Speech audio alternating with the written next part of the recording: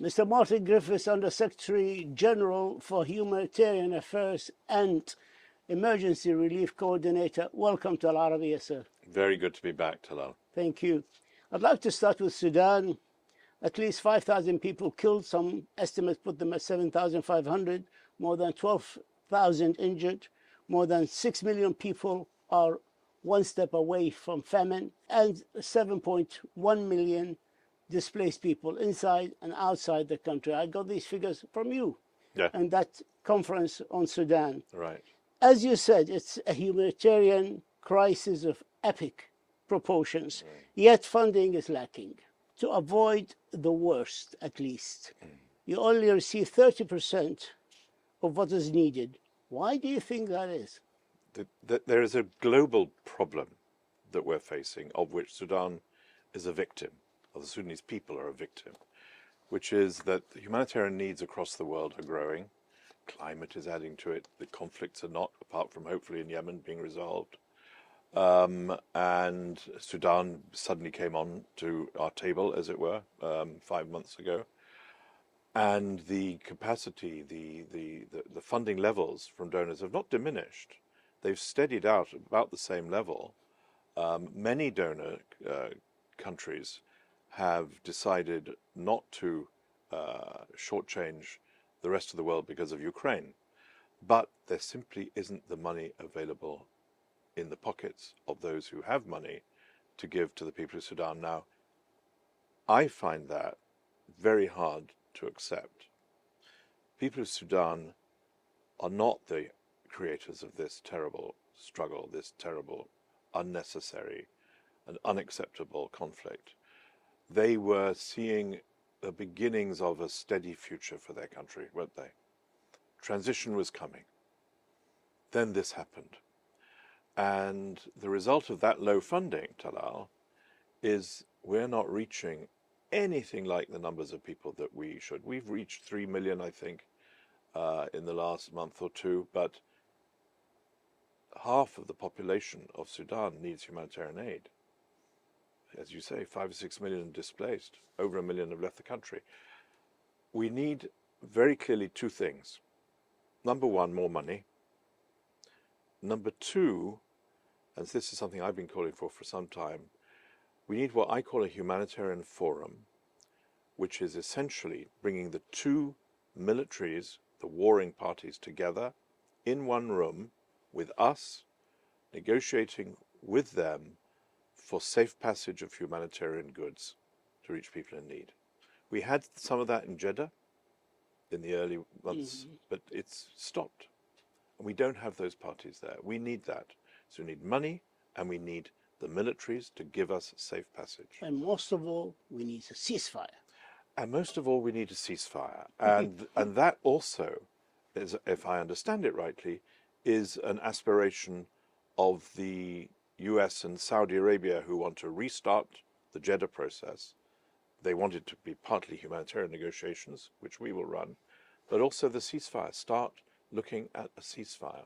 It's never too early, as we know from everywhere in the world, it's never too early to start talking about a ceasefire. How worrying is the ethnic nature of violence in Western Sudan? I think it's very worrying, and it's immoral in the sense that we've seen this movie before, haven't we, in Darfur? And we're seeing the most appalling ethnic-based violence. We see it, of course, from the testimonies of these tragic families who've managed to reach safety in Chad. Some of them bringing babies across who are already dead from the conflict in Darfur. I find that very difficult to understand, but it's because of the desperate nature of their situation. So we see ethnic-based violence, and this is a generational problem. Let's say the Sudanese people in Darfur were lucky enough to get a ceasefire tomorrow. That would be terrific. But healing the wounds which comes between the rages of ethnic communities with each other is a generational problem. And so Sudan, even if the war stops now, has a terrible legacy which has just been created. You describe the working environment in Sudan as perhaps the most complex one in the world. why access restrictions and bureaucratic impediments cannot be avoided. Can I describe to you the kind of things that we have to do and we are doing on access?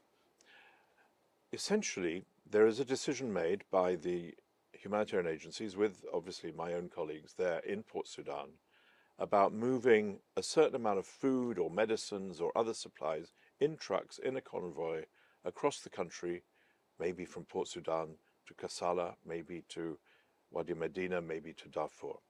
So we know that it needs to go from A to B on a certain day or certain days, and for that we start telephoning the leaderships of the two militaries who have battles on that route, or who have checkpoints on that route, or who have influence on the security on that route, and getting from both of them, and at the right levels, starting at the top and then working down to the most local commanders, to say, this convoy is humanitarian, please let it through, don't touch it, don't loot it, like has happened so often, let it through to the people who need it.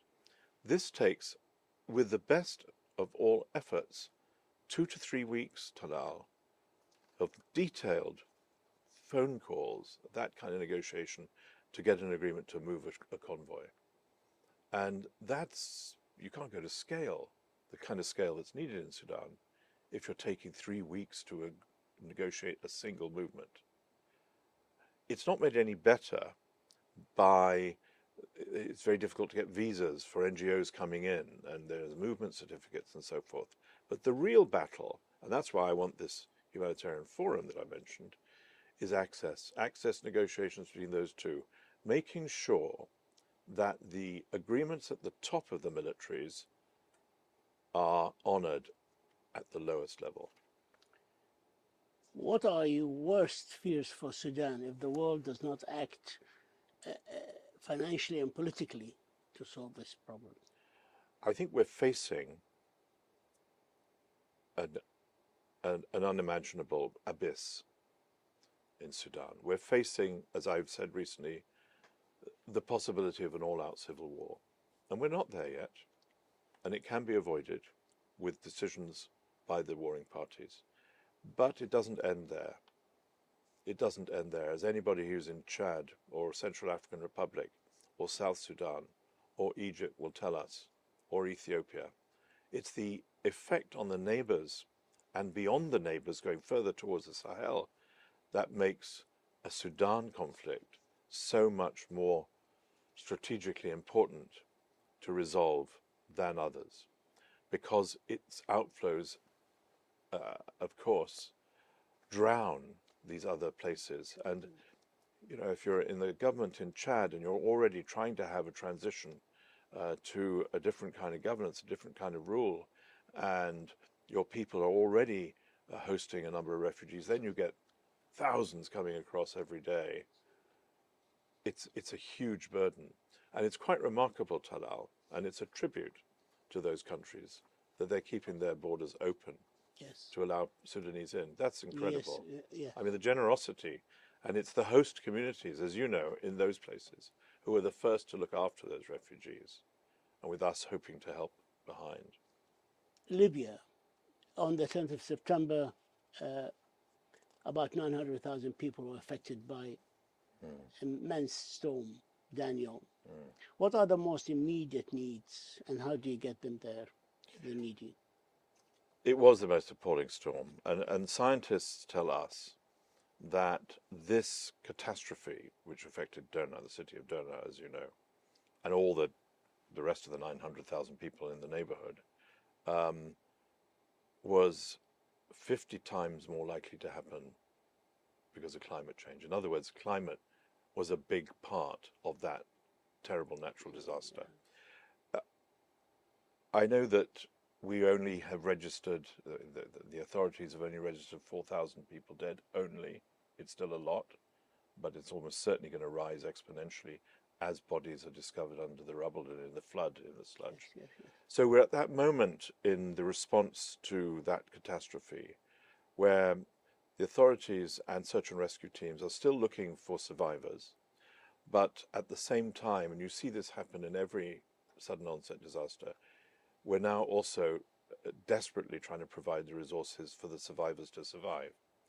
Aid, water supply, clean water is perhaps the most important thing at the moment, because of course it's tainted in that area. People are traveling far away from Derna to find clean water. Children very vulnerable, as you know, to disease as a result of bad water. We need food, we need shelter, and we need health. With two competing governments in Libya in the east and the Yes. west of the country, did that play a part, or did they all come together to help the disaster area, or did it affect your operations? There's quite a significant amount of cooperation. Our staff are mostly based in Tripoli because they're there, of course, for other humanitarian needs in Libya. They journeyed through to Derna. The authorities in the east, of course, who had administrative control over Derna, also allowed them in. So there was a fair amount of cooperation. But the thing which happens every single time in a sudden onset disaster, every single time, is that people are cross that aid hasn't got there quickly enough, and they're probably right, and then they start blaming somebody. They usually, of course, blame the United Nations, but beyond that, they started blaming the two different administrations. And I think that's a very worrying thing. That's why let's get the humanitarian operation to work so we can reduce that tension, if you like, between those two governments. Yemen, this year's United Nations Humanitarian Response Plan called for $4.34 billion. Until now, it's about 32% funded, as I understand. Humanitarian funding overall seems to be falling all over the place. How do you see this going forward when governments cut aid and needs increase so much and so fast? Yemen has, as I know personally, had a lot of ups and downs over the years in terms of the level of funding. And it is a very big program. That's why Yemen has always been called the largest humanitarian catastrophe in the world. It's essentially because the numbers involved of people in need are the highest percentage Of the of population. population, as you know, from any other country. And this is still true in Yemen. The emphasis that I'd like to make 2 points. One is that, as much as anything else, what Yemen needs now, under the current changing political circumstances, is stabilization money. It's money to restart elements of the economy, to provide for employment, to stabilize salaries. So beyond the strict emergency aid, we need that kind of support. The World Bank has famously been very supportive in Yemen throughout these many years, and it's World Bank money. I'm sure it'll be helpful now. And I met the representatives of the United Arab Emirates yesterday, talking about how we and they may help to do that, to emphasize the need for stabilization funding for Yemen. And I know this was a topic of discussion in the recent visit of the Houthi representatives to Riyadh. The second thing is that we need to have more cooperation with the Houthi authorities to stop them impeding our own operations. There's restrictions on freedom of movement, particularly of the women aid workers, and that also makes it more difficult to do effective operations, and it deters funding. So we need a more benign environment, and I'm familiar with the need for negotiation with the Houthis, and I'm sure this can be achieved, but it needs daily attention to make it work. Syria. Yes. You visited Syria many times. Yes. You met President Bashar al-Assad. Yes.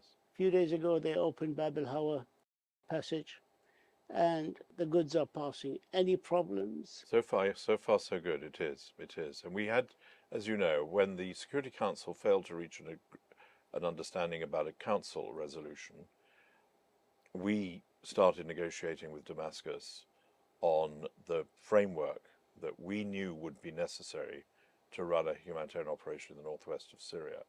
And we did this over the summer. Bassam Sabah, the former Syrian ambassador here in New York, led their side, but we were in daily contact with Damascus, and obviously the foreign ministry in particular. The result of which was that exchange of letters, which outlined exactly what we needed in terms of protections for humanitarian organizations, an understanding of the rights of our coordination and indeed the rights of prioritizing the groups who needed it, and so on and so forth. So, and now the trucks have moved through Bab al-Hawa. They always were moving through the other two crossing points, but they have provided support now and assistance into Idlib. And the de facto authorities there have been very cooperative to enable this to happen. Now, what we need to see, however, for Syria, beyond the northwest, is the kind of moves on the political front, which are well known and which Geir Pedersen, the special envoy of the UN, has been working on for a very long time. We need to see political progress. The Arab League and the Arab region needs to see political progress, because without it, we won't be able to raise the kind of money that's needed, early recovery money, and in particular, we won't see safe and voluntary return of refugees. And there are countries in the region, Jordan, Lebanon, for example, who really need this to happen. And that's really important. It's very important, and it's an urgent priority now.